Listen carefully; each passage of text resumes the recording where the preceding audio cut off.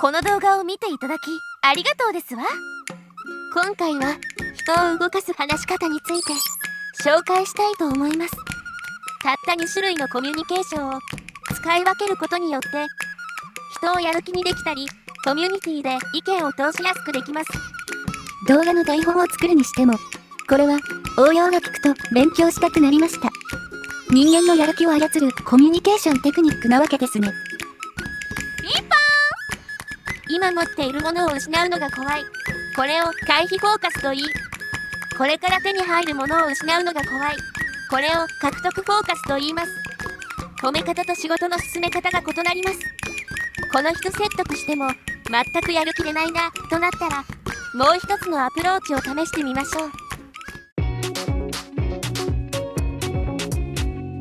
この2つのコミュニケーションを使い分けるだけでもみんなに好かれるし、話が上手くなります。心理学者のエドワード・トーリン・ヒギンズ、ハイディ・グラント・ハルバーソンの研究です。このチャンネルは VTuber 小春このきさんの運営しているチャンネルです。主は内向的でコラボしないので寂しそうなんですよね。だから私たちが応援したら変わるかなと小春と東北イタコと春の空で活動しています。3人で活動して意見が異なり、とても参考になりました。一人で配信していた時より面白いので2作目を作りました。ごめんと待ってますわ。無意識に操る人を動かす2つの話し方。人間のモチベーションは1種類ではなく、実際は2種類ほどあるらしいんです。確かにね、冒頭で獲得型、回避型の話があったように、アプローチの方法の個人差があるんですね。なので、やる気が上がるように話しかけても、相手が上の空で反応が悪かったり、保守的なアドバイスでも、相手にはやる気になったりするんです。なるほど。褒められると、頑張るぞ、と思う人もいれば、どうしよう、期待されて辛いと、プレッシャーに感じる人もいますね。これって、全く同じ言葉なのに受け取る側の性格によって、褒め、言葉がプレッシャーになる人と、自分のやる気になる人がいるんです。同じ言葉で受け取り方が異なるので、誤解が生まれてしまうんです。子供に勉強しなさいと言っても、言うことを聞かない子もいるし、勉強しなさいと言ったら、勉強をおとなしくすること分かれますよね。この受け取り方の違いは、どうして生まれるんですか？人間が物事を達成したり、やる気を出そうと思ったとき、2種類にアプローチがあるようなんです。気をつけてご視聴いただけると嬉しいですわ。私たちはどちらのタイプなのでしょうかね。楽しみです。相手のアプローチパターンを把握しておくと、コミュニケーションがうまくいきそうですね。私は使い分けたら、みんなに好かれましたよ。相手がこの人となら、一緒に成長していけそうと期待するから、コミュニケーションが円滑になるんです。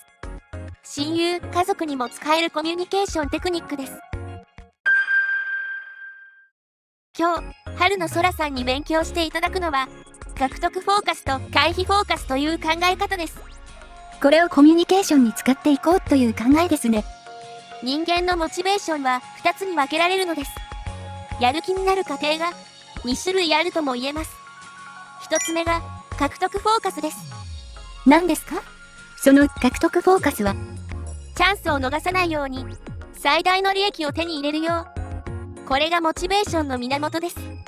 力を手に入れて成長していくことが人生の喜びだみたいな人が行動のモチベーションです。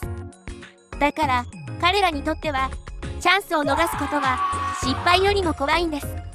なので、例えばそういう人に対してモチベーションを上げるのなら、これをすると欲しいものが手に入りますよ。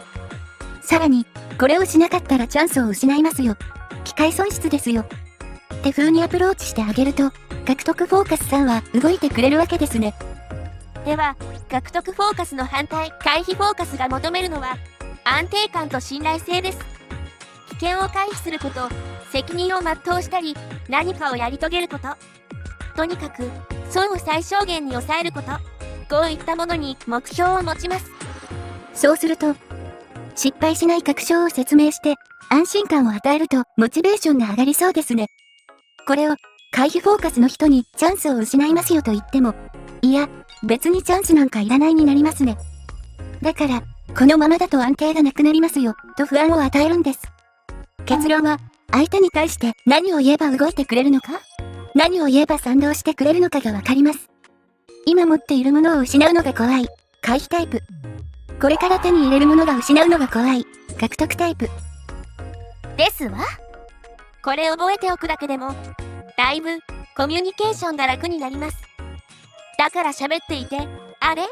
なんかこの人は獲得フォーカスに対する喋り方で、相手に響いていない場合は、回避フォーカスに言い方を変えるんです。逆のパターンも同様です。回避フォーカスの言い方で、あなた、これをしておかないと大変なことになるよ。と話しても、釈然としないタイプいますよね。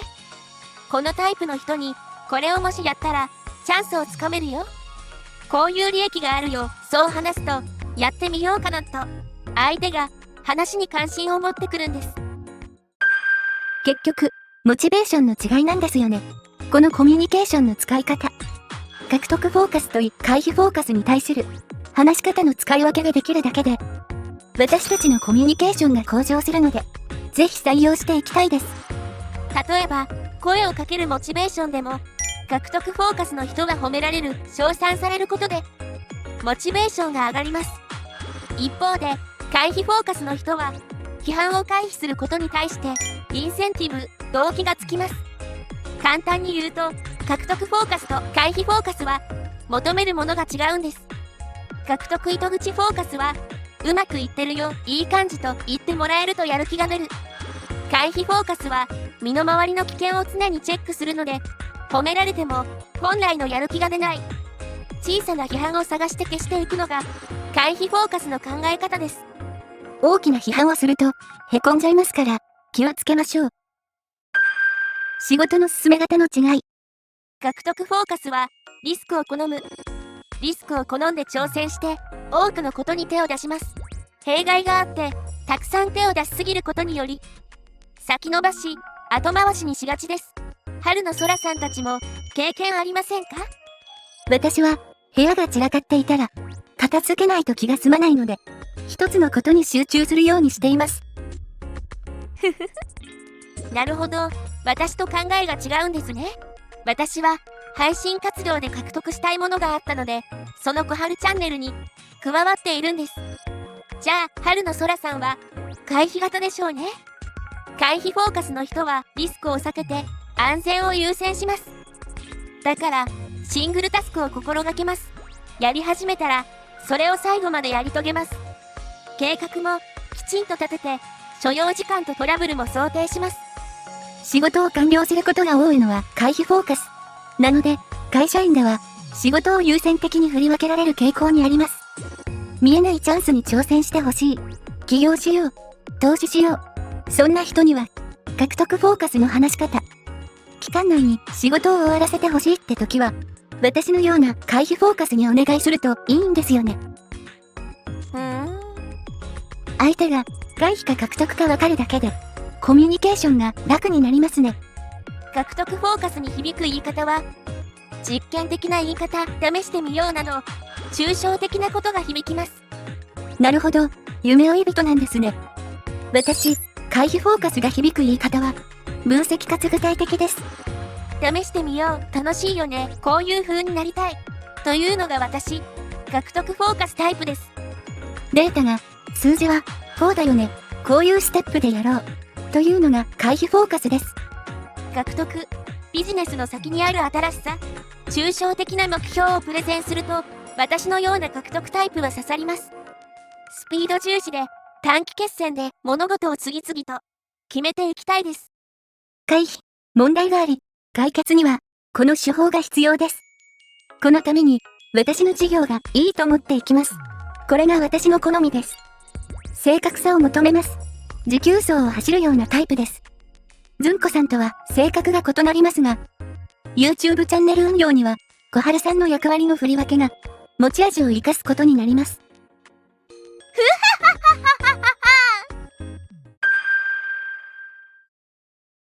フォーカスタイプを意識するだけでも、会話が上達します。タイプを把握するために相手の話を傾聴することになるので、相手も自分も気持ちの良いコミュニケーションができるはずです。2種類だけなのも単純明快ですね。選択肢で4択以上は脳の負担になり面倒と感じますから。皆さんの単独の生産性は限界があります。会社は儲かるから人をお金を払って雇うんです。払ったお金以上の価値を生産しているから人を操る人が儲かることに他なりません。集団で生活する人間はコミュニケーションが自分を守る手段となります。人を操れば自分が働く必要はありませんし、富を自分にもたらすことができます。お金の正体を小春さんは大学時代疑問に思いました。小春さんにお金とは何と尋ねられて、今ではその意味がわかります。YouTube の収益化、その値段は私はどうでもいいんです。真意は0から1になる結果です。私たちの行動に価値が証明される瞬間でしょう。会社を辞めた時から報われるまでずっと活動を続けています。チャンネル登録、コメントは私たちのモチベーションとなります。私たち3人より人数は多い方が楽しそうなので、共感を私たちと共有していただけたら幸せです。チャンネル登録待ってますわ。スイッチを押させるないや限界だ、押すね、今だ。やったぞ、発動したぞ。